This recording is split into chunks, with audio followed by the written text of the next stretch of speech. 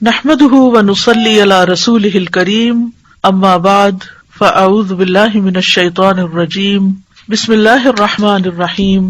طبرانی کی روایت ہے کہ ابو اسحاق کی بیوی جو نوجوان تھی اور خوبصورتی کی شائق تھی، حضرت عائشہ کی خدمت میں حاضر ہوئی اور پوچھا کہ عورت اپنے شوہر کے لیے اپنے رخسار کے بال، رخسار کہتے ہیں نا چیکس کو، صاف کر سکتی ہے؟ حضرت عائشہ نے فرمایا اذیت کو ممکنہ حد تک دور کرو، کیونکہ یہ اذیت کا باعث ہے، یعنی عورت کے منہ پر بال جو ہیں وہ مرد کے لیے اذیت کا باعث ہے۔ تو یہ کتاب اللباس فتح الباری میں روایت آئی ہے۔ کیا ویکسنگ کر سکتے ہیں؟ اس میں پھر یہی بات ہوگی کہ ایک عورت حضرت عائشہ کے پاس آئی اور اس نے کہا کہ میں اپنے زائد ضرورت یعنی ان نیچرل بال اتارنا چاہتی ہوں، تو آپ نے کہا اذیت کو جس حد تک ممکن ہو دور کر دو۔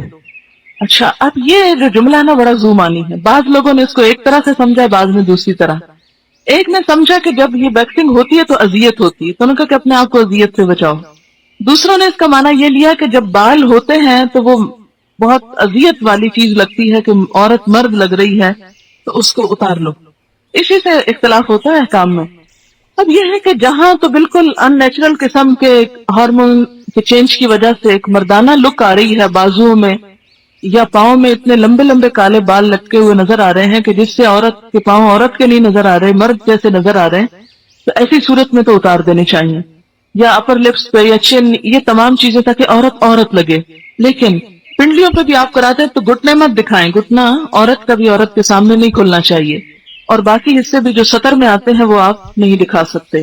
عورت کی چن پہ یا اپر لپس پہ بالوں کا ہونا یہ مردانہ پن کی علامت ہے۔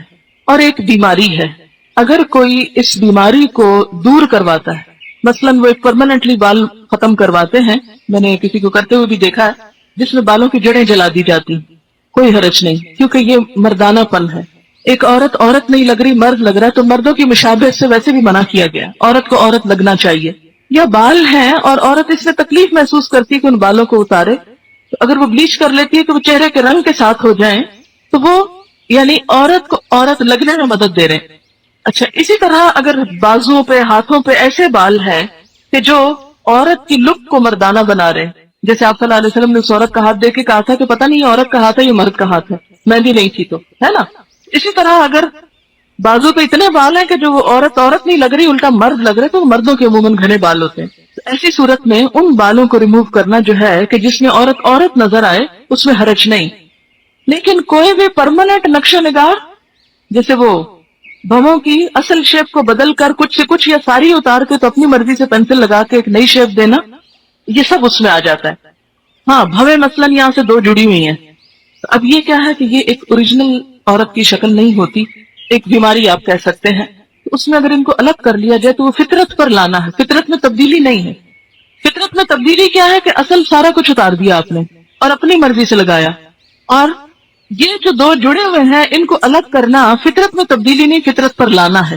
تو یہ ایک اصول کے طور پر سمجھ لیں کہ کوئی بھی ایسی چیز جو فطرت پر لانے میں مدد دے رہی ہے، اگرچہ وہ کچھ چینج کا تقاضا کر رہی ہے تو کوئی حرج نہیں، لیکن اگر وہ اللہ کی ساخت، جیسے فَلَا يُغَيِّرُنَّ خَلْقَ اللَّهِ میں پیچھے آپ پڑ چکے ہیں، اللہ کی ساخت تو بدل رہی ہے تو وہ درست نہیں۔ آنکھوں کے درمیان سے بال کیا مرد بھی نکال سکتے ہیں؟ ان کو مرد ہی رہنے دیں۔ کچھ لوگ کہتے ہیں کہ پیریڈ کے دوران تھریڈنگ ویکسنگ نہیں کرا سکتے، اس کی بھی کوئی دلیل لائیں۔ ہر وہ چیز جس پہ آپ نہیں کا فتویٰ دے رہے ہیں، پہلے بھی میں نے آپ کو بتایا تھا کہ الاصل فی الامور الاباحہ، ہر کام کی اصل کیا ہے کہ یہ جائز ہے۔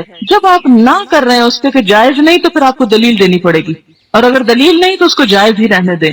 اسی سے پچھلی قوموں نے بھی دین میں ناجائز سختیاں پیدا کی تھی اور اس کی وجہ سے دین ناقابل عمل ہو گیا۔ دین کو نیچرل رہنے دیں، قابل عمل رہنے دیں، اس کی وسعت برقرار رکھیں تاکہ سب لوگ دین کے دائرے کے اندر رہیں۔ اگر ہر ایک کو باہر نکالتے جائیں گے تو پھر آپ خود ہی پرہیزگار نظر آئیں گے بس۔